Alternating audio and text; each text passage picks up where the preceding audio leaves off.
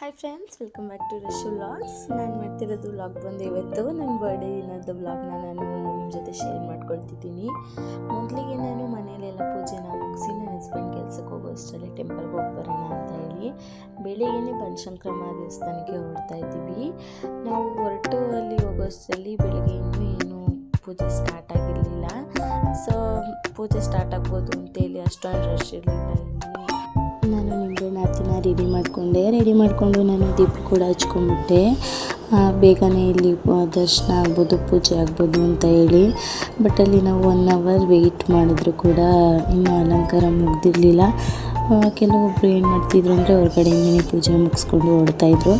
So time ಆಗುತ್ತೆ ಅಂತ ಹೇಳಿ ನಾವು ಅಲ್ಲೇ ಸ್ಕ್ರೀನ್ ಹಾಕಿದ್ರಲ್ವ, ಅಲ್ಲೇ ಕಾಣ್ತಿತ್ತು ಸ್ವಲ್ಪ ದೇವರು, ಅಲ್ಲಿಂದನೇ ದೇವರಿಗೆ ಪೂಜೆ ಮಾಡಿಕೊಂಡು ಹೊರಗಡೆ ಕೂಡ ದೇವ್ರುಗಳಿದೆಯಲ್ಲ ಅಲ್ಲೆಲ್ಲ ಪೂಜೆ ಮಾಡಿಕೊಂಡು ನಿಂಬೆಹಣ್ಣು ದೀಪನ ಅಲ್ಲೇ ಕ್ಲಿಯರ್ ಮಾಡ್ಕೊಂಡ್ವಿ.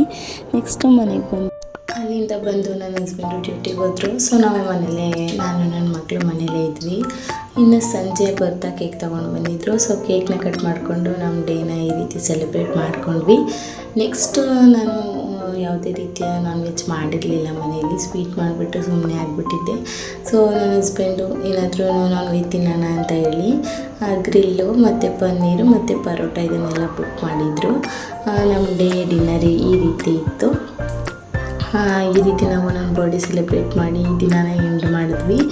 ನನ್ನ ವೀಡಿಯೋಸು ನಿಮಗೆ ಇಷ್ಟ ಆದರೆ ಲೈಕ್ ಮಾಡಿ, ಶೇರ್ ಮಾಡಿ, ಹಾಗೆ ಕಮೆಂಟ್ ಮಾಡಿ, ಹಾಗೆ ಸಬ್ಸ್ಕ್ರೈಬ್ ಆಗಿ ಅಂತ ಹೇಳ್ತಾ ನಾನು ಈ ವಿಡಿಯೋನ ಇಲ್ಲಿಗೆ ಎಂಡ್ ಮಾಡ್ತಾಯಿದ್ದೀನಿ. Thanks for watching and keep supporting guys. Bye.